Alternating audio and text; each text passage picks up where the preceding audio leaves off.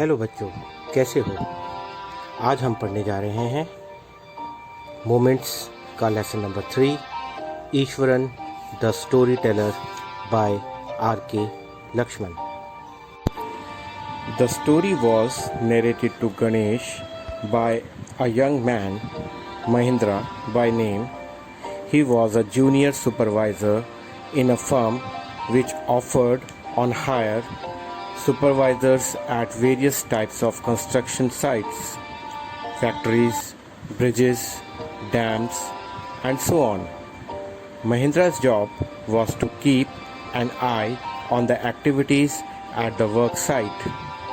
He had to keep moving from place to place every now and then as ordered by his head office from a coal mining area to a railway bridge construction site. From there, after a few months, to a chemical plant which was coming up somewhere. Ganesh को ये कहानी एक जवान आदमी ने सुनाई जिसका नाम महेंद्र था। वह एक फर्म में कनिष्ठ निरीक्षक था जो अलग अलग प्रकार की निर्माणाधीन जगहों जैसे फैक्ट्रियों, पुलों, बांध और इस प्रकार की अनेक जगहों के लिए निरीक्षक का किराए पर उपलब्ध कराती थी। महेंद्र का काम था कि काम करने वाली जगह पर चलने वाली गतिविधियों पर निगरानी रखना। उसे हर समय एक स्थान से दूसरे स्थान पर जाना पड़ता था, जैसा कि उसे मुख्य कार्यालय से आदेश मिलता था। कभी वो कोयले की खान के क्षेत्र में से रेलवे पुल बनाने वाली निर्माणाधीन जगह पर, वहाँ से कुछ महीनों के बाद एक रासायनिक संयंत्र जो कि किसी जगह पर बनने वाला था वहाँ पर गया। He was a bachelor.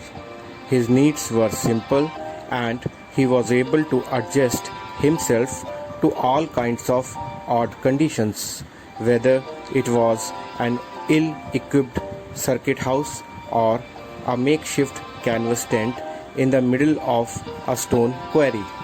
But one asset he had was his cook, Ishwaran. The cook was quite attached to Mahindra and followed him uncomplainingly wherever he was posted. He cooked for Mahindra, washed his clothes, and chatted away with his master at night. He could weave out endless stories and anecdotes on varied subjects. वह कंवारा था, उसकी ज़रूरतें साधारण थीं और वह अपने को मुश्किल परिस्थितियों में ढाल सकता था। वह चाहे बुरी सुविधाओं वाला सर्किट हाउस हो या फिर पत्थरों की खदान के बीच बना तिरपाल का तंबू हो, मगर उसके पास ईश्वरन नाम का एक रसोइया एक संपत्ति के रूप में था। रसोइये को महेंद्रन से काफ़ी लगाव था और जहाँ जहाँ महेंद्र को स्थानांतरित किया जाता था वह बिना किसी शिकायत के उसके साथ चल पड़ता था। वह महेंद्र के लिए खाना पकाता, उसके कपड़े धोता और रात के समय अपने मालिक से बातें करता था। वह विभिन्न विषयों पर अनेकों कहानियाँ और किस्से गढ़ लेता था। Eswaran also had an amazing capacity to produce vegetables and cooking ingredients seemingly out of nowhere. In the middle of a desolate landscape with no shops visible for miles around, he would miraculously conjure up the most delicious dishes made with fresh vegetables within an hour of arriving at the zinc sheet shelter at the new workplace. Eswaran के अंदर एक अद्भुत क्षमता थी। वह सुनसान इलाके में जहाँ मीलों तक कोई दुकान नहीं दिखाई देती थी, वह जाने कहाँ से पता नहीं सब्जियाँ और खाना पकाने का सामान जुटा लेता था। जस्ते की चादर से बनी छत वाले शेड में पहुँचने के 1 घंटे के अंदर ही वह जादुई तरीके से नए कार्यस्थल पर ताज़ी सब्जियों से बने सर्वश्रेष्ठ व्यंजन प्रकट कर देता था। Mahindra would be up early in the morning and leave for work after breakfast, carrying some prepared food with him.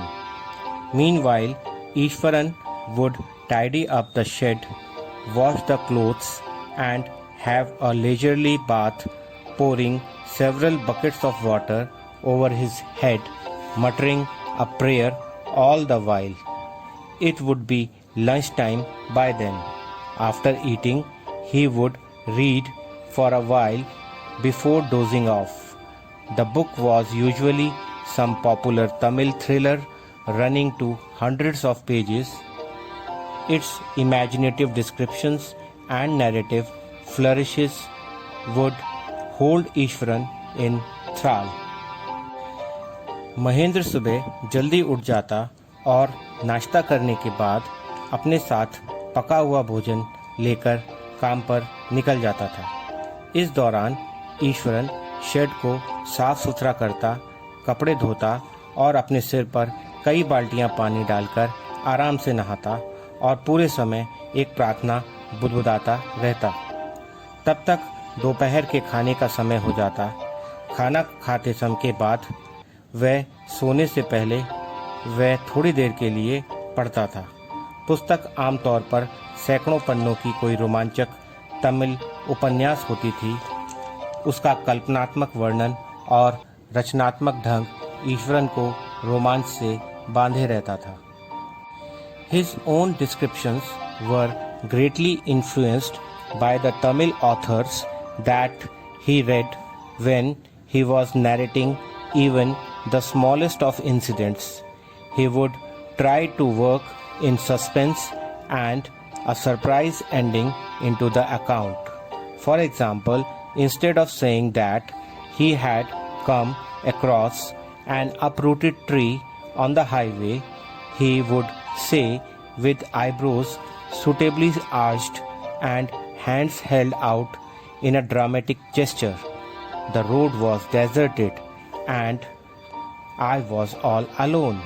Suddenly, I spotted something that looked like an enormous bushy beast lying sprawled across the road. I was half inclined to turn and go back, but as I came closer, I saw that it was a fallen tree with its dry branches spread out. Mahendra would stretch himself back in his canvas chair and listen to the Ishwaran's tale uncritically. उसके खुद के विवरण भी उन तमिल लेखकों से प्रभावित होते थे जिन्हें वह पढ़ता था। जब भी कभी वह छोटी से छोटी घटना को बताता था तो वह कोशिश करता था कि उसमें रहस्य पैदा किया जाए और वर्णन के अंत में आश्चर्य भरा जाए। उदाहरण के लिए यह कहने की बजाय कि उसने राजमार्ग पर एक उखड़ा हुआ पेड़ देखा, वह अपनी भौहें सिकोड़कर उचित रूप से चाप की तरह घुमाकर और अपने हाथों को नाटकीय अंदाज में बढ़ाते हुए कहता, सड़क सुनसान थी और मैं बिल्कुल अकेला था। अचानक मेरी नज़र एक चीज़ पर पड़ी जो विशाल झाड़ीदार जानवर जैसी दिखाई दे रही थी। वह सड़क पर फैली पड़ी थी। मेरा आधा मन तो मुड़कर वापस जाने को था, परंतु जब मैं निकट पहुंचा तो मैंने देखा वह एक गिरा हुआ पेड़ था जिसकी सूखी शाखाएं फैली हुई थीं।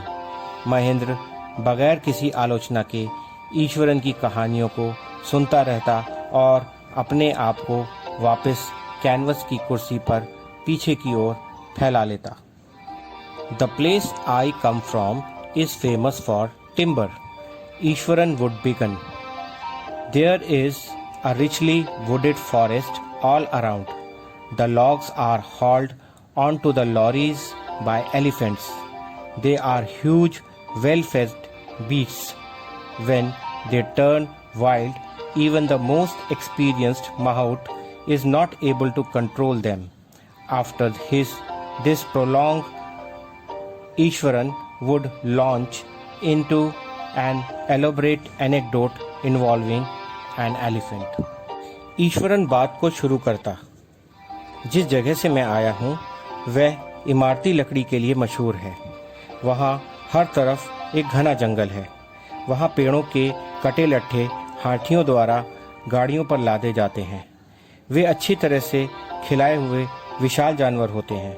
जब वे जंगली हो जाते हैं तो सबसे अनुभवी महावत भी उन पर काबू नहीं कर पाता। इस विवरण के बाद ईश्वरन अपनी कहानी की शुरुआत करता है, जिसमें एक हाथी भी होता था। One day, a tusker escaped from the timber yard and began to roam about, stamping on bushes, tearing up wild creepers, and breaking branches at will. You know, sir, how an elephant behaves when it goes mad.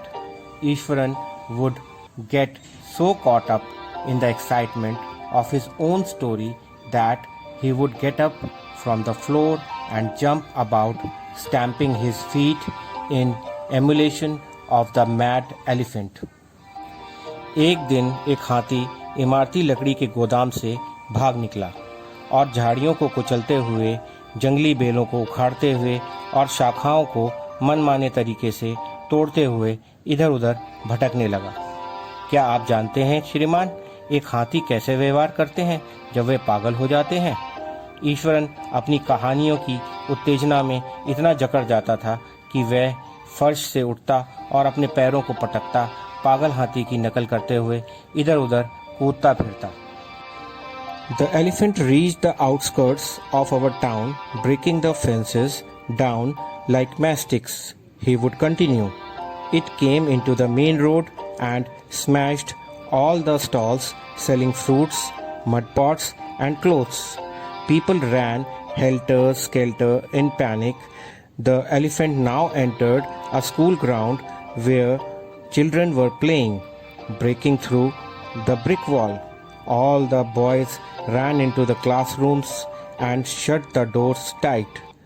The beast grunted and wandered about, pulling out the football goal post, tearing down the volleyball net, kicking and flattening the drum kept for water, and uprooting the shrubs.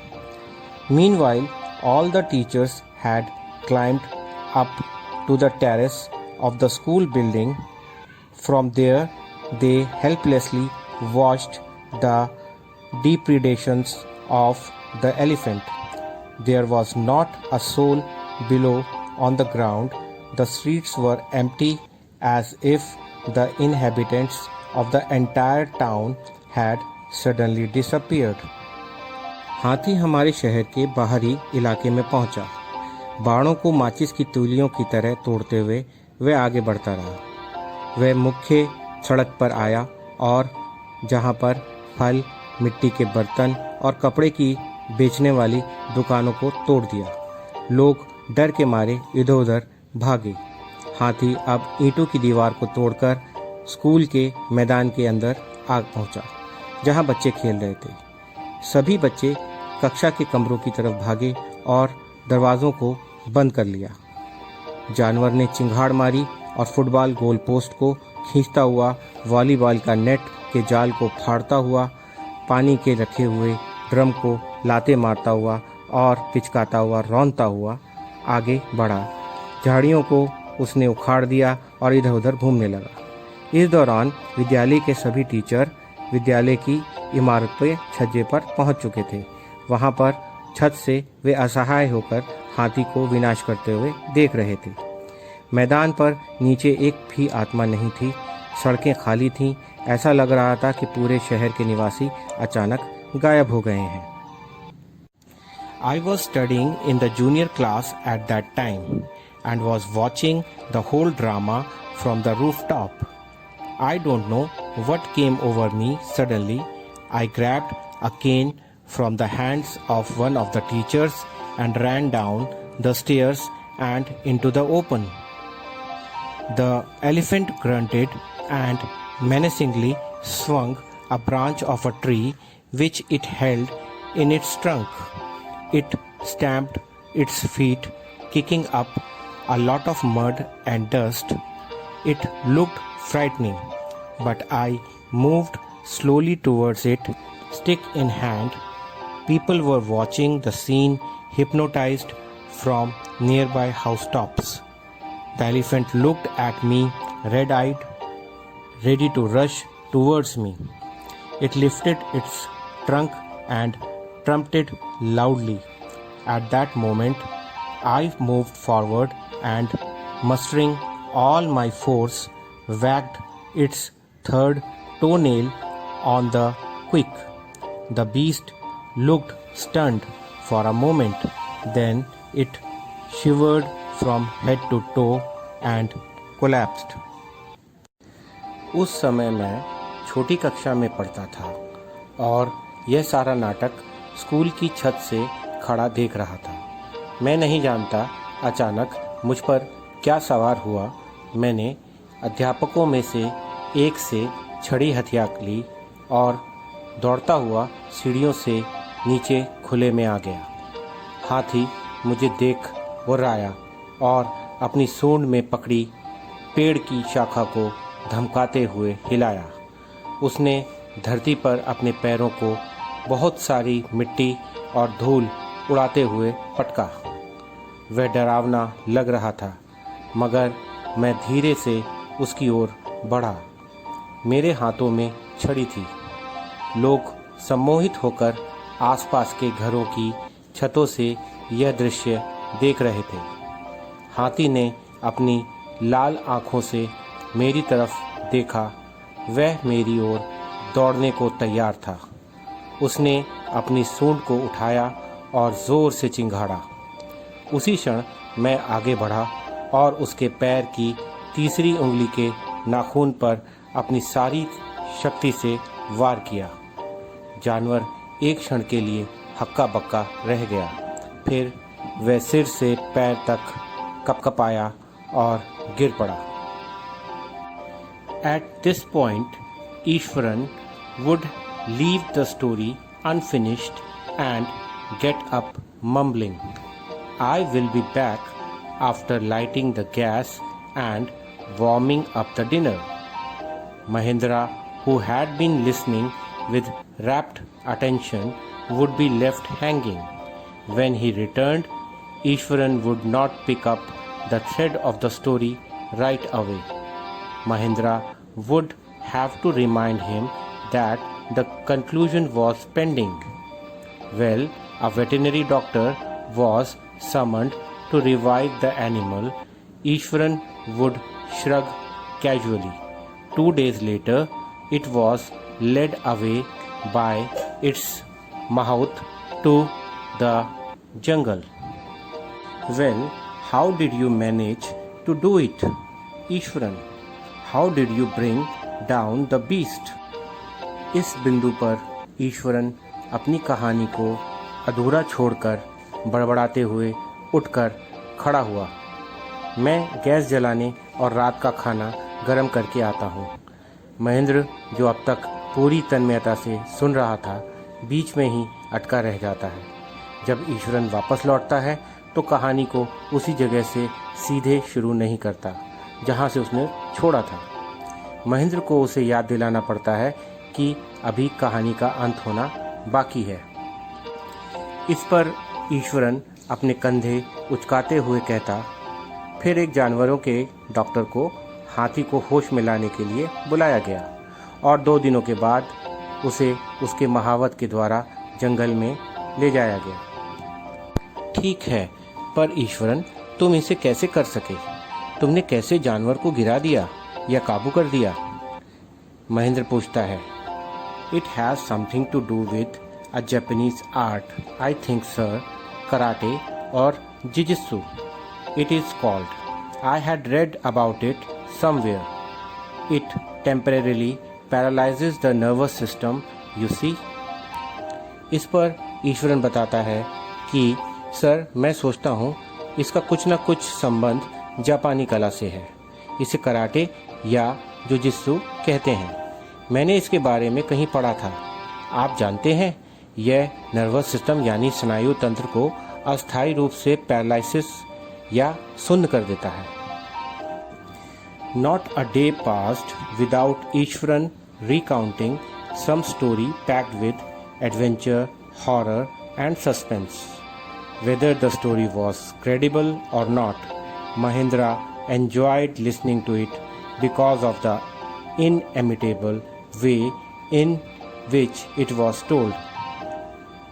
Ishwaran seemed to more than make up for the absence of a TV in Mahendra's living quarters. एक भी दिन ऐसा नहीं बीतता था जब ईश्वरन कोई ना कोई ऐसी कहानी ना सुनाता हो जो साहसिक कार्य, भय और रहस्य से ना भरी हो। चाहे कहानी विश्वास करने लायक हो या ना हो, महेंद्र को उसे सुनने में मज़ा आता था, क्योंकि उन्हें सुनाने का तरीका वास्तविक सा था, जिसकी नकल नहीं की जा सकती थी। ऐसा लगता था कि महेंद्र के रहने के कमरे में टीवी के ना होने की कमी ईश्वरन पूरा कर देता था। आशा है आपको ये लेसन समझ आ गया है। तो इस वीडियो के कमेंट सेक्शन में जाकर आप कुछ असाइनमेंट, टेस्ट और दूसरी वीडियोस के लिंक भी पा सकते हैं। अगर आपको ये वीडियो पसंद आई हो तो फिर इस चैनल को लाइक करें, सब्सक्राइब करें और बेल आइकन दबाएं।